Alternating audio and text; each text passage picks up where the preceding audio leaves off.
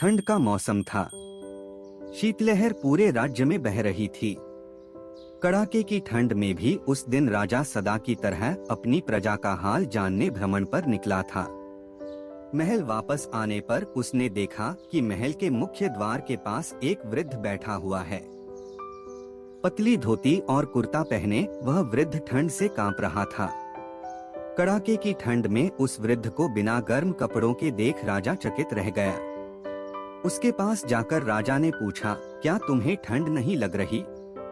लग रही है, पर क्या करूं? मेरे पास गर्म कपड़े नहीं हैं। इतने वर्षों से कड़कड़ाती ठंड में यूं ही बिना गर्म कपड़ों के गुजार रहा हूं। भगवान मुझे इतनी शक्ति दे देता है कि मैं ऐसी ठंड सह सकूं और उसमें जी सकूं, वृद्ध ने उत्तर दिया। राजा को वृद्ध पर दया आ गई। उसने उससे कहा, तुम यहीं रुको, मैं अंदर जाकर तुम्हारे लिए गर्म कपड़े भिजवाता हूँ। वृद्ध प्रसन्न हो गया। उसने राजा को कोटि कोटि धन्यवाद दिया।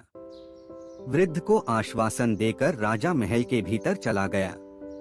किंतु महल के भीतर जाकर वह अन्य कार्यों में व्यस्त हो गया और वृद्ध के लिए गर्म कपड़े भिजवाना भूल गया। अगली सुबह एक सिपाही ने आकर राजा को सूचना दी कि महल के बाहर एक वृद्ध मृत पड़ा है। उसके मृत शरीर के पास जमीन पर एक संदेश लिखा हुआ है जो वृद्ध ने अपनी मृत्यु के पूर्व लिखा था। संदेश यह था, इतने वर्षों से मैं पतली धोता कुर्ता पहने ही कड़ाके की ठंड सहते हुए जी रहा था, किंतु कल रात गर्म वस्त्र देने के तुम्हारे वचन ने मेरी जान ले ली।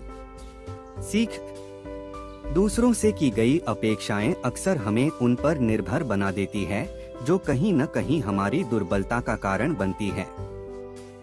इसलिए अपनी अपेक्षाओं के लिए दूसरों पर निर्भर रहने के स्थान पर स्वयं को सबल बनाने का प्रयास करना चाहिए।